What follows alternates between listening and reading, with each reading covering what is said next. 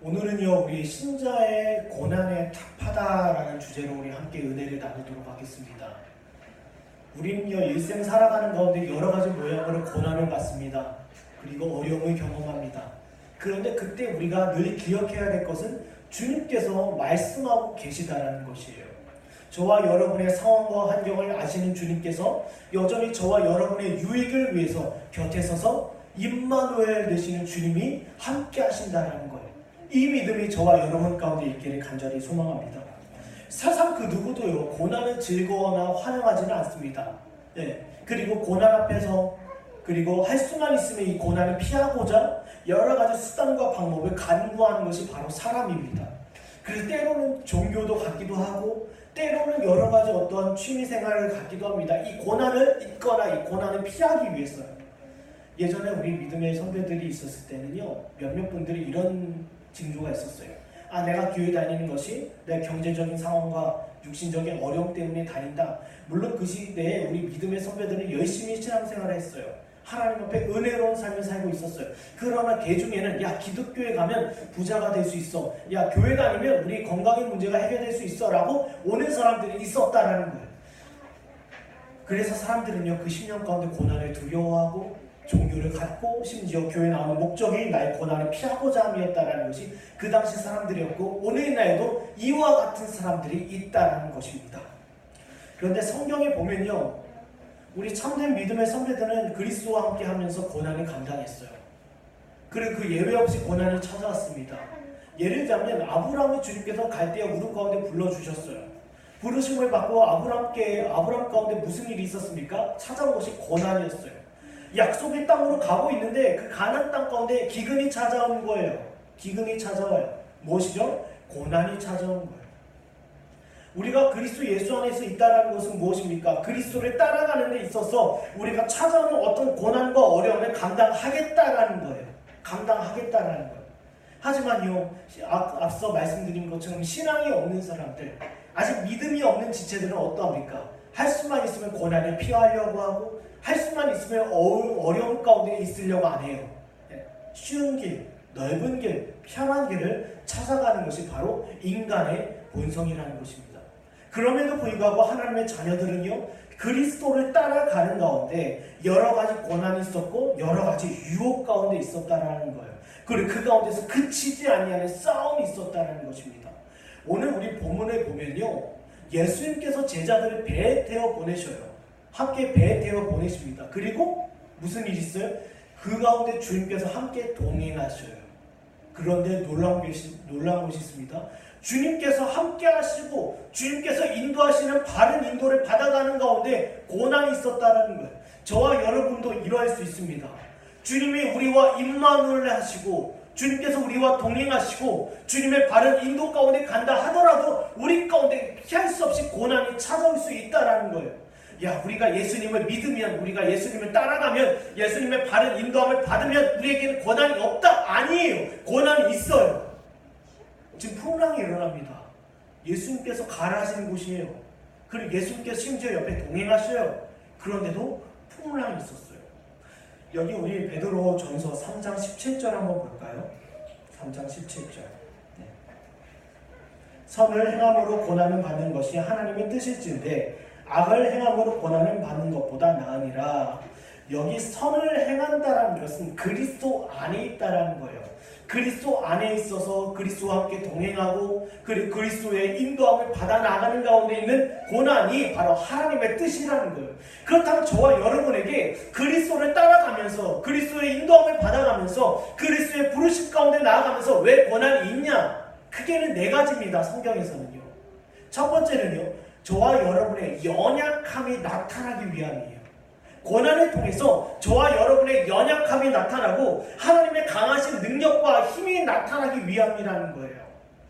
그것이 고난의 목적입니다. 그리고 또 한 가지는요, 세상과 마귀로부터 오는 유혹을 주님께서 허락하셨어요. 세상으로부터 마귀로부터 찾아오는 그 유혹을 욥처럼 허락하셨어요. 왜냐하면 저와 여러분으로 하여금 누구를 의지하게? 주님을 의지하게 하기 위함이에요. 주님을. 우리가 조금만 교만해지고 조금만 자만하다면 우리는 주님을 의지하지 아니하고 당장 사용하는 것이 자기의 수단이에요. 자기의 능력이에요. 이스라엘 민족이 출애굽했습니다. 하나님께서요 불기둥과 구름기둥으로 때로는 모세를 통하여 이와 같은 것들을 수단으로 해서 이스라엘 민족을 이끄셨어요. 그리고 함께 동행하고 계시다라는 것을 일러주셨습니다. 그런데 중요한 것이 있어요. 자꾸 사람들은요 자만해지고 교만해졌다라는 거예요. 그래서 할 수만 있으면 자기의 능력과 자기의 의지와 자기의 경험을 의지하려고 했다라는 거예요. 그래서 하나님께서는요 저와 여러분에게, 하나님의 자녀들에게 마귀로부터, 세상으로부터 유혹을 허락하셨고 저와 여러분은 여지없이 주님을 의지하게 하셨다는 거예요. 세 번째는요, 여전히 저와 여러분이 거듭났다 하더라도 죄의 부패성과 연약한 육신을 입고 있다는 것입니다. 우리는 그리 강한 존재가 아니에요. 거듭났다 하더라도 대단한 존재가 아닙니다. 우리는 여전히 연약하고 죄의 부패성 아래 놓여있는 사람이라는 거예요. 마지막 네 번째는요 무엇입니까? 마지막 네 번째는요, 주님께서 이 교훈을 통하여 저와 여러분에게 양육하고 교훈하기 위한 목적이 있다는 거예요. 교훈하기 위한 목적이 있다는 거예요. 가르치기 위한 하나님의 어떠한 진리의 말씀이 있다는 거예요. 오늘 본문의 내용이 바로 이와 같은 내용입니다. 고난이 찾아왔어요. 주님의 인도함을 받았습니다. 주님의 인도함을 받고 주님께서 동행하는 가운데 저와 여러분 풍랑을 만났어요. 그렇다면 이 풍랑을 통하여 저와 여러분에게 교훈하고자 하는 목적이 있다는 거예요. 네. 주님께서 이스라엘 민족을 건져내시고 광야 가운데 두셨어요. 40년간. 광야 가운데 40년간 이스라엘에 둔 목적이 있습니다. 하나님이 어떤 하나님인지를 알게 하기 위함이에요. 나는 이런 하나님이에요. 당시요 이스라엘 사람들 가운데 있었던 생각이 있습니다. 우리 하나님은 단지 애굽의 신보다 강력하셔서 우리를 건져내주셨다. 이런 사고를 갖고 있었어요. 우리 하나님은 애굽의 신보다 강하기 때문에 우리를 그 땅에서 건져내주셨다. 그러나 이와 같은 생각은 잘못된 생각이에요. 왜냐하면 외적으로 가나안 땅에 들어갔을 때 하나님보다 강해 보이는 신이 있다면 여지없이 배를 갈아탈 수 있기 때문이에요. 그래서 광야 40년간 이스라엘 가운데 하나님의 율법을 주시면서 가르쳐 주셨어요. 나는 이런 하나님이야. 이 세상에 있는 신은 다 거짓신이야. 이 세상에 있는 신은 다 우상이고 가짜신이야. 나만이 참된 신이야. 광야에서 가르쳐 주셨다라는 거예요. 마찬가지입니다. 여기 제자들이 풍랑을 만나요. 저와 여러분이 삶 가운데서 풍랑을 만납니다. 이 풍랑 속에서 나는 이런 하나님이야 라는 것을 가르쳐 주신다라는 것입니다. 오늘이요 신자의 고난에 답하시는 예수 그리스도가 과연 누구이고 예수 그리스도가 어떤 하나님인지를 지금 제자들에게 가르쳐 주시는 것처럼 저와 여러분의 고난 가운데 침묵하고 계신 분이 아니라 여전히 말씀하시고 저와 여러분 가운데 나는 이런 하나님이야. 나는 너를 향하여 이러한 계획이 있어. 나는 이런 하나님이야. 그리고 나는 이런 상황 가운데서 너를 어떻게 양육하고 이끌어 갈 거야. 이게 바로 하나님이라는 거예요. 그러나 우리는 생각합니다. 주님은 우리 고난 가운데 외면하시고 침묵하고 계시다. 결코 그렇지 않다라는 거예요. 거듭난 하나님의 자녀들, 마태복음 12장 20절 같이 상한 갈대와 같이 그리고 꺼져가는 심지와 같은 저와 여러분을 주님께서 지키시고 여전히 저와 여러분의 영혼을 위하여 주님께서 말씀하고 계시다라는 것입니다. 여기 우리 22절과 23절 한번 보겠습니다. 본문 22절과 23절입니다. 본문 말씀인데요. 우리 함께 읽도록 하겠습니다. 시작!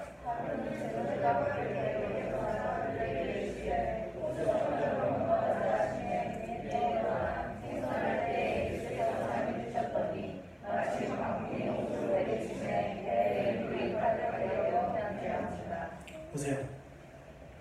주님께서 제자들과 함께 배에 오르셨습니다. 이 당시요 건너려고 하셨던 이 호수는요 갈릴리 호수예요. 갈릴리 호수가 얼마나 크냐면 심지어 그것을 바다라고 불렀습니다. 거기는요 날씨가 너무 변덕이 심해서 풍랑이 일어나기도 하고 비바람이 몰아치기도 합니다. 예수님께서 제자들과 함께 배에 타시는데 마침 비바람이 몰아치기 시작했어요. 그리고 예수님께서는요 주무셨습니다. 얼마나 사역이 피곤하셨는지 깊이 주무셨어요. 그렇다면 여기서 우리가 얻을 교훈이 있습니다. 예수님께서 주무셨다는 것은 뭐예요? 그리스도는요 하나님의 아들이신 것과 동시에 연약한 인간의 육신의 옷을 입고 오셨다라는 거예요. 우리는 자꾸 하나님 예수 그리스도의 하나님의 아들 되신 그 신성을 우리는 많이 강조합니다. 그러나 동시에 신인 동시에 하나님인 동시에 인간의 몸으로 이 땅에 오셨어요. 인간의 몸을 수단으로 하여 저와 여러분의 구속을 위하여 이 땅에 오셨다라는 거예요. 예수님께서는 주무시기도 하셨고요. 그리고 졸기도 하셨고요. 그리고 줄이시기도 하셨어요. 여기 우리 한번 이사야서 53장 2절인데요. 굉장히 잘 표현하고 있어요. 그는 주 앞에서 자라나기를 연한 순 같고 마른 땅에서 나온 뿌리 같아서 고운 모양도 없고 풍채도 없은즉 우리가 보기에 흠모할 만한 아름다운 것이 없도다. 보세요. 하나님께서 이 땅에 오셨어요. 구약의 약속대로 이 땅에 오셨습니다. 그런데 인간의 연약한 몸을 빌려 오셨다라는 거예요. 연약한 몸을 입고요. 예루살렘 성을 보시면서 그리고 그 친구 나사로의 죽음 앞에서 그리고 겟세마네 동산 앞에서 심하게 우셨어요. 주님께서는 슬퍼하셨다라는 거예요. 그리고 광야 가운데서 금식하시면서 매우 줄이셨어요. 금지했어요. 그리고 여기 본문처럼 피곤하여 주무시기도 했어요. 보세요. 하나님께서 이 땅에 인간의 몸으로 입고 오셨고요. 그리고 인간의 연약함을 모든 것을 다 감당하셨다라는 거예요. 우리는 이렇게 생각합니다.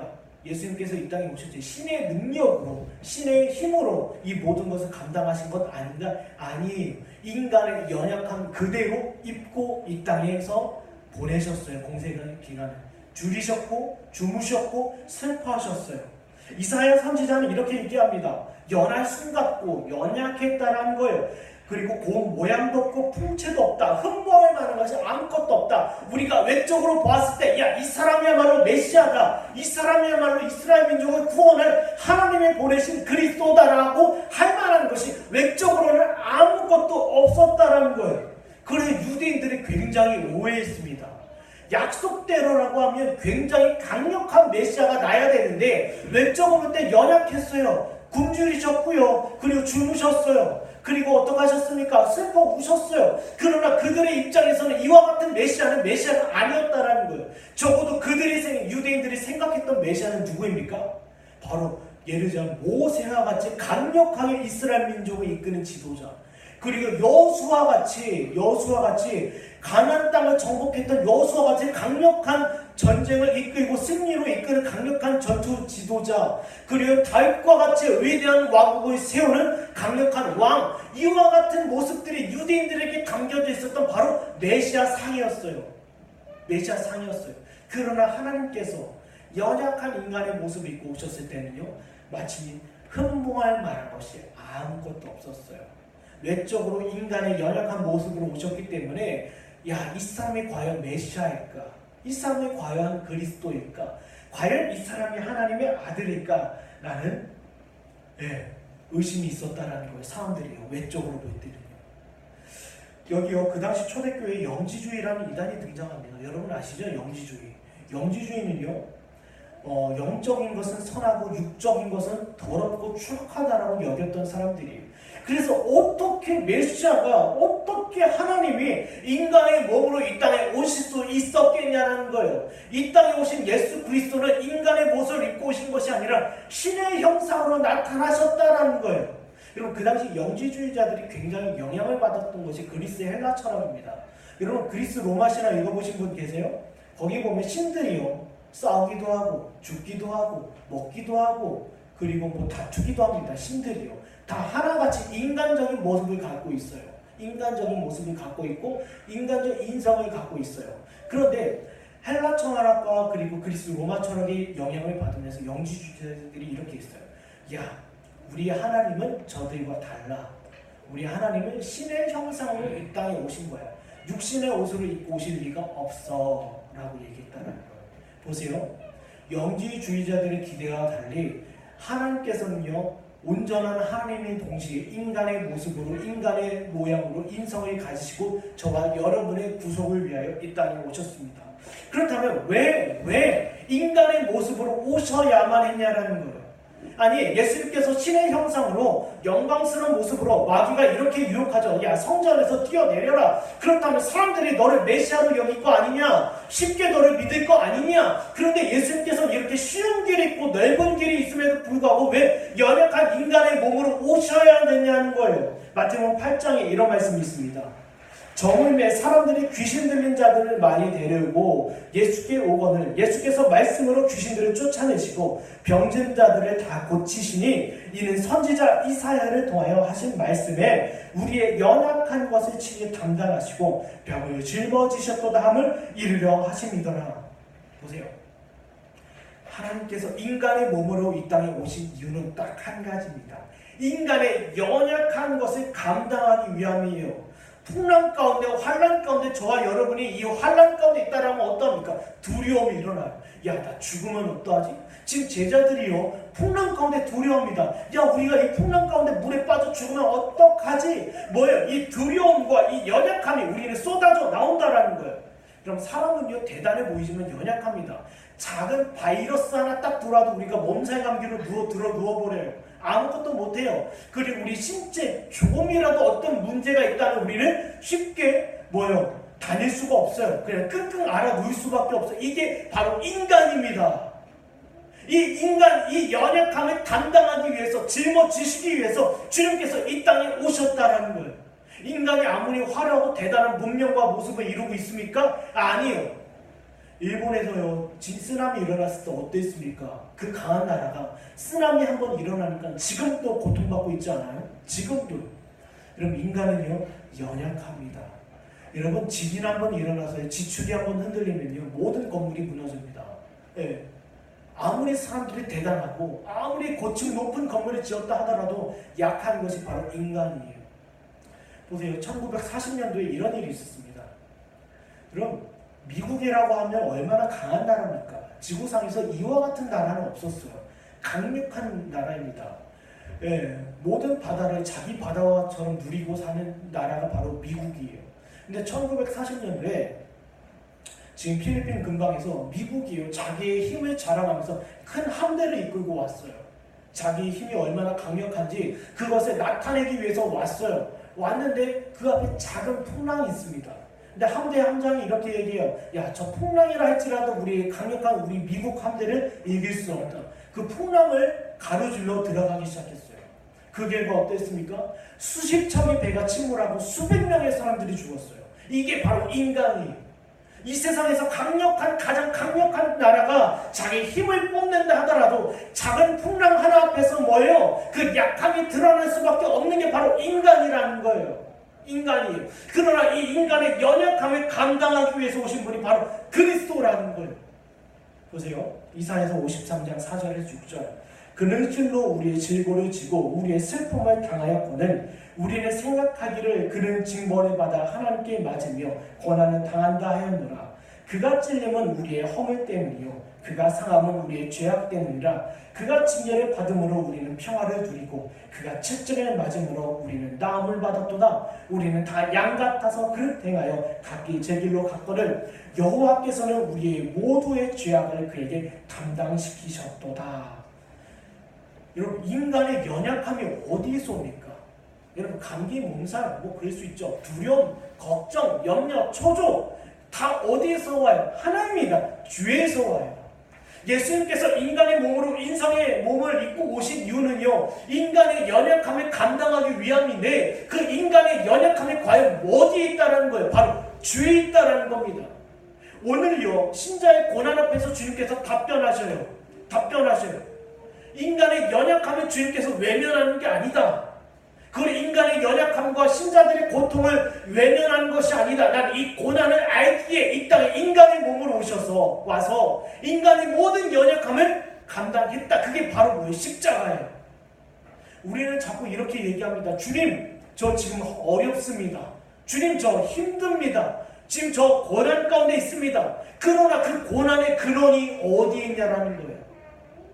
회개치 아니하는 마음, 그리고 주님 앞에 순종치 아니하는 마음, 주님의 부르심 앞에 어김없이 나아가지 아니하는 마음, 주의 의를 의지하는 것이 아니라 힘써 나의 의를 자랑하는 나의 완고함, 이 완고함과 나의 추악함과 그리고 나의 강팍함을 위하여 그리스도께서 인간의 몸으로 오셔서 저와 여러분의 징벌, 우리가 받아야 되는 징벌, 우리의 죄악, 그리고 우리의 허물 주님께서 담당하셨다라는 거예요.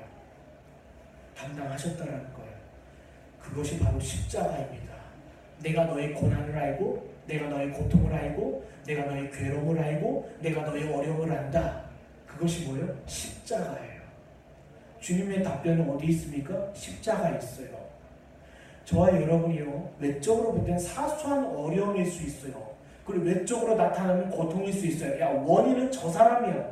원인은 이 문제야. 이 상황 가운데서는 어려워할 수밖에 없어. 이 상황 가운데서는 고통스러울 수밖에 없어. 그러나 이 고통의 근원인 이 죄의 문제를 그리스도께서 해결하셨다라는 거예요. 해결하셨다라는 거예요. 그리고 뭐예요? 십자가를 통하여 답변하셨어요. 나는 알고 있다라는 거예요. 이 온 피조세계가 창세기에서부터 지금까지 이르는 인간의 비참함과 인간의 고난과 그 고통을 아신다라는 거예요. 아신다는 거예요.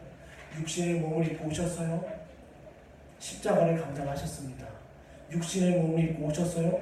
하나님의 모든 진노를, 저와 여러분이 받아야 되는 진노를 주님께서 인간의 몸으로 감당하셨다라는 거예요. 채찍을 맞을 때 아파하셨고요. 십자가에 달리실 때 아파하셨고요. 사람들의 외면 앞에 그 아픔의 모든 것을 감당하셨고요. 무엇보다도 하나님과의 단절되는 그 단절을 감당하셨어요. 이해되십니까? 이것이 바로 인간의 몸으로 오신 예수 그리스도고요.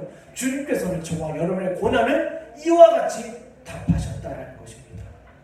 두 번째는요. 우리 두 번째 한번 볼까요? 24절 한번 읽어보겠습니다. 24절입니다. 시작.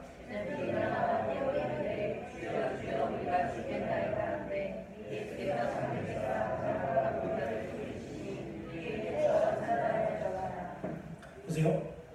풍랑이 심해서 이제는 더 이상 손쓸 도리가 없어요. 그래서 제자들이 어떠합니까? 예수님을 급히 깨워요. 예수님을요. 주님 큰일 났습니다. 풍랑이 일었습니다. 우리가 다 죽게 되었습니다. 주님께서 깨어나셔서 풍랑과 바람을 향하여 꾸짖으시니 잠잠해졌어요.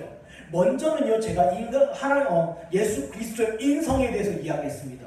이제 두 번째는 예수님의 신성에 대해서 이야기할게요. 세상 천지 누가 바람과 풍랑을 꾸짖으면서 잠잠케 할 수 있는 사람 있습니까? 없어요. 예수님께서 이 땅에 오셔서 이적과 기적을 보이신 이유는 딱 두 가지입니다. 그 목적은 두 가지. 첫 번째는 하나님의 말씀의 확증을 위하여, 그리고 두 번째는 바로 이와 같이 예수 그리스도의 하나님의 아들 되심을 나타내기 위함이라는 거예요. 나는 다른 신이 아니다. 너희가 알지 못하는 신이 아니라 나는 하나님의 약속대로 그 말씀을 이루고자 이 땅에 오셨다. 왔다. 그래서 나는 이적과 기적을 행한다. 그 동시에 이적과 기적을 통하여 나는 하나님의 아들이야. 다시 말씀드리면 뭐요? 나는 신이야. 보세요. 요한복음 1장 1절과 14절 한번 읽겠습니다. 제가 읽겠습니다. 태초에 말씀이 계시니라. 이 말씀이 하나님과 함께 계셨으니 이 말씀은 곧 하나님이시니라. 말씀이 육신되어 우리 가운데 거심에 우리가 그의 영광을 보니 아버지의 독생자의 영광이요 은혜와 진리가 충만하더라. 보세요. 예수님의 신성, 그리고 예수님의 하나님 아들 되심, 그 예수님의 하나님 되심을 무엇으로 나타냅니까? 바로 말씀을 통하여 나타내신다라는 거예요. 예수님께서 이 땅에 오셔서 공생의 사역을 시작하십니다. 그때 세례요한 앞에서 세례를 받으셔요. 세례를 받으시는데 두 가지 현상이 나타납니다. 하늘에서 하나님의 음성이 들려요. 내 사랑하는 아들이요 내 기뻐하는 자라. 그리고 성령이 비둘기와 같이 그 심령 가운데 임해요. 예수님 가운데 성령의 충만함이 임합니다.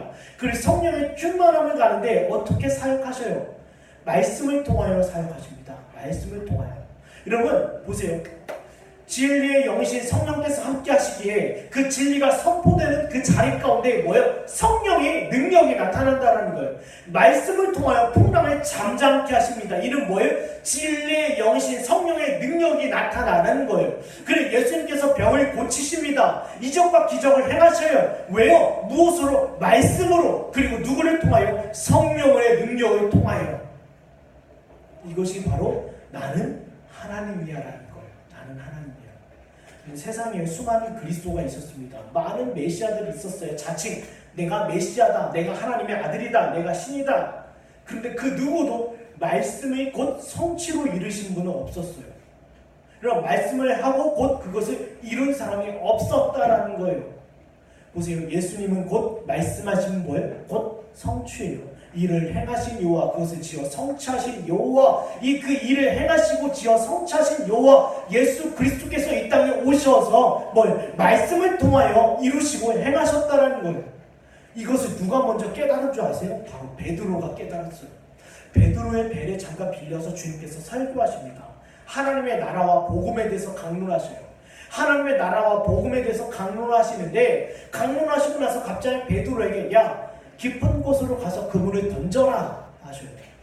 베드로는 거기에 순종합니다. 그리고 고기가 많이 잡혔어요. 말씀대로 이루어진 거예요. 그때 베드로가 했던 행동이 무엇입니까? 주님, 나를 떠나소서, 나는 죄인입니다. 왜요? 베드로의 신령 가운데 무슨 이해가 있었습니까? 이분은 말씀하시면 곧 이루시는 분이시구나.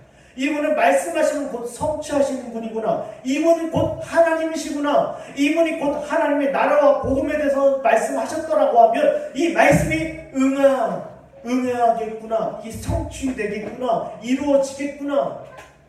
이게 베드로의 고백이에요. 주는 그리스도시요 살아계신 하나님의 아들입니다. 예수님의 신성은혜는 이렇게 나타납니다. 그렇다면 또 한 가지가 있습니다. 말씀뿐만 아니라 그리스도의 십자가와 부활을 통해서 나는 하나님의 아들이야, 나는 하나님이야 라고 말씀하셔요. 보세요. 사도행전 4장입니다.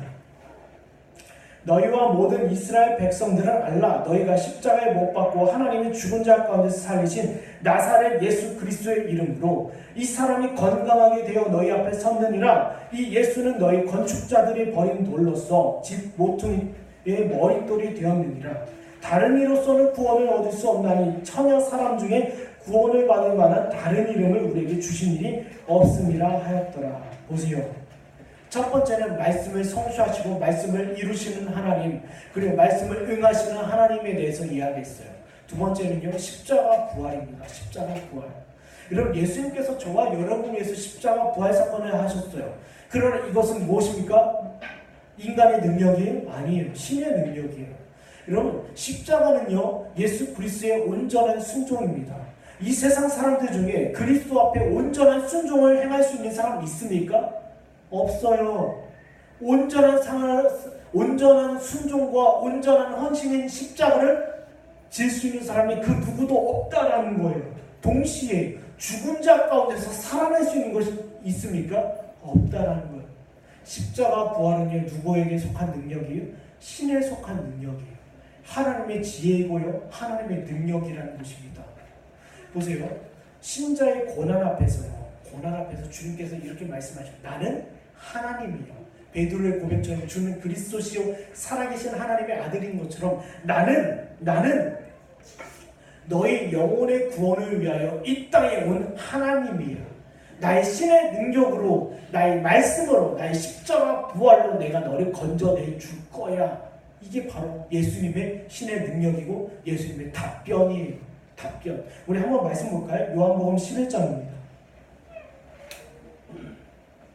요한복음 11장에 이런 말씀이 있어요. 예수께서 이르시되 나는 부활이요 생명이니 나를 믿는 자는 죽어도 살겠고 무릇 살아서 나를 믿는 자는 영원히 죽지 아니하리니 이것을 네가 믿느냐?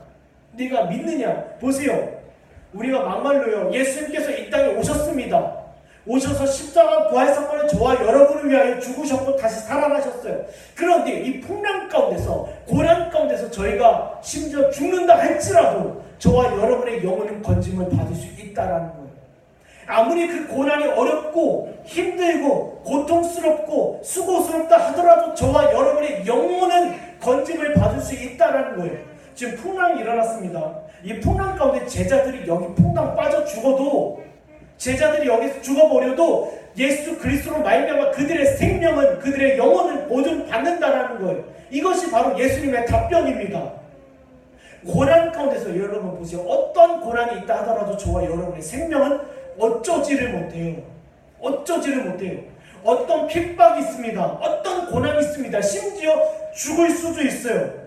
죽을 수 있어요. 건강, 재산, 심지어 우리 목숨까지도 빼앗길 수 있지만 저와 여러분의 영혼은 그리스도로 말미암아 안전하다라는 거예요. 안전하다라는 것. 이것이 주님의 두 번째 답변입니다. 두 번째 답변이에요. 여러분, 우리는요 고난 앞에서 괴로울 수 있습니다. 그러나 욥과 같이 그 어떤 고난을 받는다 하더라도 욥의 생명이 보존받은 것처럼 저와 여러분의 영혼은 지킬 수 있다라는 거예요. 이것이 바로 예수님께서 보이신 신에 속한 능력입니다. 마지막 예수님의 답변에 대해서 생각해 보겠습니다. 마지막으로요 25절입니다. 우리 한 목소리로 마지막 25절 읽도록 하겠습니다. 시작.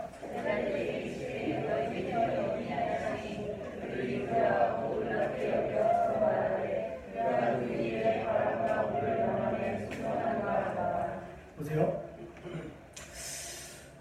지금까지 주님께서 우리 고난 앞에서 두 가지로 답변하셨습니다. 첫 번째는 나는 인간의 몸으로 있고 이 땅에 오신 하나님의 아들이야. 인간의 연약함을 담당하셨고 저와 여러분의 연약함을 외면하지 않는 하나님이야.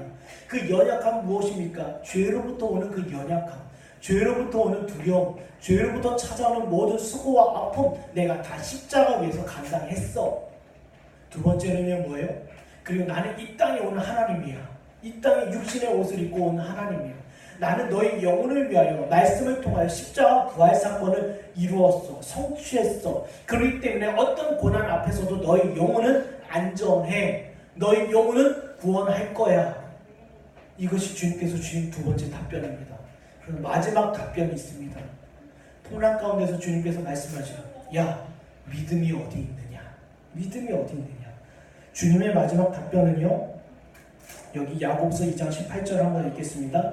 어떤 사람은 말하기를 너는 믿음이 있고 나는 행함이 있으니 행함이 없는 내 믿음을 내게 보이라. 나는 행함으로 내 믿음을 내게 보이리라 하리라. 보세요. 주님께서요 지금 제자들에게 야 믿음이 어디 있느냐라고 물어보셔요. 이 뜻은 뭐예요? 믿음의 진정성, 믿음의 표식이 어디 있느냐라는 거예요. 나는 너희를 불러서 너희에게 나를 향한 믿음을 주었다라는 거예요. 베풀어 주셨다는 거예요. 그런데 그 믿음은 어떤 믿음입니까? 역사하는 믿음이에요. 순종하는 믿음이에요. 행함 있는 믿음이에요. 그럼 믿음이 여러분 심령 가운데 부여함을 받으면 얌전히 있을 수 없어요. 움직여요. 역사해요. 그리고 순종해요. 행함이 나타나요. 그게 바로 믿음이에요. 그렇다면 주님께서 말씀하셔요. 너희가 지금 잃어버린 것이 있다. 믿음을 잃어버린 것이 아니라 너희의 믿음의 표식이다. 그걸 찾아라 이거예요. 믿음을 잃어버렸다라는 것이 아닙니다. 없는 믿음을 찾으라는 것도 아니에요. 너희에게 분명히 믿음이 있다라는 거예요. 주님께서 믿음이 있지만 너희 안에는 믿음의 진정성, 그 믿음의 표식을 빨리 서둘러 찾아라. 여러분 철력정에 보면요, 우리 철력정을 지난주까지 하고 마무리했는데 여러분 철력정에 보면 크리스찬이 고난의 언덕을 오르다가 잠깐 쉬게 됩니다.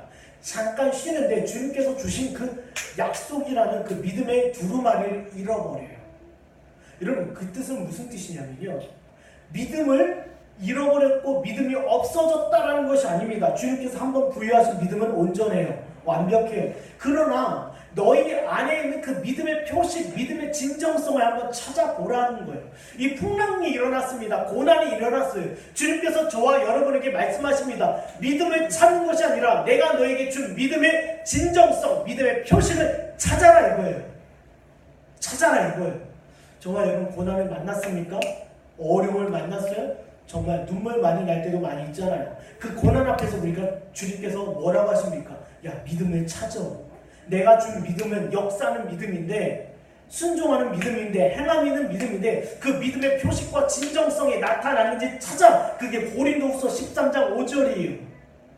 믿음의 표식이 없다라고 하면 그 영혼은 아직 거듭난 영혼이 아니에요.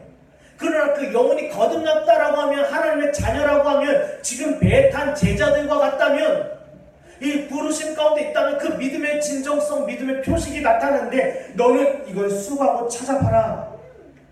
여러분 제가 베드로 얘기 한 번 더 할게요. 여기 요한복음 21장 7절에 보면요, 예수께서 사랑하시는 그 제자 베드로에게 이르되 주님이시라 하니 시몬 베드로가 벗고 있다가 주님이라는 말을 듣고 겉옷을 두른 후에 바다로 뛰어내리더라. 보세요. 베드로는요, 여러분이 아시는 것처럼 예수님을 3번 부인했던 사람입니다.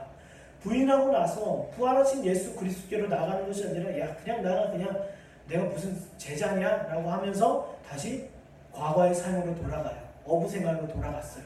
어부 생활로 돌아갔는데 주님의 목소리가 저기에서 들려요.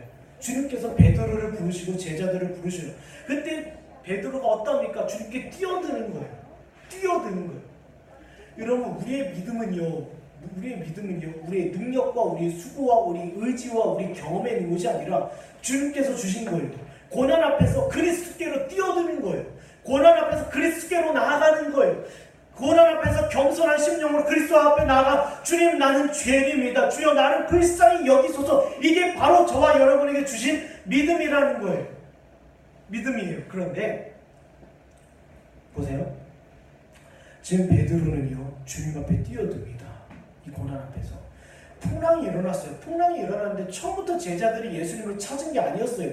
예수님께서 깊이 잠에 들기까지 제자들은 자기가 할 수 있는 수단과 방법을 동원했어요. 이 풍랑을 이기기 위해서, 이 고난을 이겨 넘어서기 위해서. 그러나 주님께서 처음부터 주님을 깨웠으면 좋죠. 주님께서 깊이 잠에 들기까지, 주님, 지금 풍랑이 일어납니다. 풍랑이 예고되어 있습니다. 주님, 우리를 불쌍히 여기소서. 이게 아니었다라는 거예요. 자기의 수고와 자기 노력과 자기 행동으로 최대한 이 고난을 이기고자 했어요. 여러분, 고난을 이긴다라는 건요, 우리의 믿음은요, 고난 앞에서 이를 악물고 버티는 게 아니에요.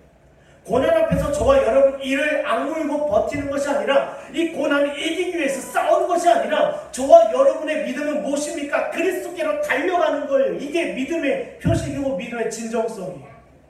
제자들은요, 처음부터 그리스도를 깨워야 됐습니다. 처음부터 그리스도께로 달려가야 됐어요. 풍랑 가운데서요. 그럼 고난이 찾아옵니다. 주님이 하신 답변은 뭐예요? 믿음의 표식을 확인하라. 믿음의 표식을 확인하라. 그 믿음의 표식은 어떻게 나타난다고요? 우리가 고난 앞에서 이를 악물고 버티는 것이 아니라 그리스도께로 달려간다라는 거예요. 그리스도께로 달려가는, 이게 바로 믿음입니다. 말씀을 오늘 한번 정리하겠습니다. 말씀을 정리해 보면서요, 열왕기상 19장 한번 제가 읽어보도록 하겠습니다. 여호와께서 이르시되 너는 나가서 여호와 앞에서 산에 서라 하시더니, 여호와께서 지나가시는데 여호와 앞에 크고 강한 바람이 산을 가리고 바위를 부수나 바람 가운데서 여호와께서 계시지 아니하며, 바람 후에 지진이 있으나 지진 가운데도 여호와께서 계시지 아니하며, 또 지진 후에 불이 있으나 불 가운데서 여호와께서 계시지 아니하더니 불 후에 세미한 소리가 있는지라. 그럼 이 시간 말씀을 정리하겠습니다. 보세요. 우리 신자의 고난 앞에서 주님께서 답하십니다. 지금 엘리야는요, 어떠했습니까? 하나님 앞에서요, 바알과 아세라 선지자와 싸워 이겼어요. 하늘에서요, 불이 떨어져서 그 승리를 이끌어냈어요. 하나님께서 불을 주셔서 그 바알과 아세라 신을 섬기는 그들을 물리쳐 주셨어요. 그리고요, 하늘에서 비가 내리게 했어요. 가뭄이 그치고 비가 내리게 했어요. 여러분, 이런 이적과 기적을 체험했어요. 그러나 사람들이 회개하거나 변화되거나 하나님께로 나오지는 않는 거예요. 이런 기적과 사역의 열매를 보였음에도 불구하고 그 영혼들이 바뀌지 아니하고, 그 영혼들이 회심하지 아니하고, 그 영혼들 가운데 부흥의 역사가 없었어요. 그러다 보니까 엘리야가 어떠합니까? 주님, 죽여주세요. 제가 이런 역사도 일으켰는데 지금 사람들이 저를 죽이려고 합니다. 아합과 이세벨이 저를 죽이려고 합니다. 이 고난 앞에서 주님, 저는 죽겠습니다 라고 했을 때 주님께서 뭐라고 하십니까? 세미한 소리로 말씀하신다라는 거예요. 사랑하는 여러분, 고난은요, 주님께서 저와 여러분을 가르쳐주기 위함이에요. 그리고 깨닫게 하기 위함입니다. 그리고 깨닫는 가운데 세 가지 답변을 주셔요. 첫 번째는, 나는 너의 고난을 외면하는 것이 아니라 다 안다. 그 고난의 근원인 그 죄의 문제를 나는 십자가 위에서 해결했다. 그 두 번째는요, 나는 이 땅에 인간의 몸으로 온 하나님이다. 나는 십자가와 부활을 통하여 너의 영혼을 건져냈다라는 거예요. 그 어떤 고난이 찾아온다 할지라도, 그 어떤 죽음이 찾아온다 할지라도 너의 영혼은 안전하다. 그리고 마지막 세 번째, 이 고난 앞에서 너희는 믿음을 찾아보고 그 믿음의 표식을 찾아라. 그 믿음의 표식은 무엇이냐? 그리스도께로 달려 나아가는 것이다 하는 거예요. 사랑하는 여러분, 한 주간에도 수많은 고난이 있습니다. 그리고 우리 생애 가운데 죄송한 이야기지만 고난을 피할 길은 없어요. 왠지 아십니까? 우리는 그리스도를 따르고 있기 때문이에요. 아무쪼록 이 고난 앞에서 주님께서 주시는 답변을, 말씀을 심령에 간직하고 마침내 승리하는 저와 여러분이 되기 원합니다. 이제 우리 함께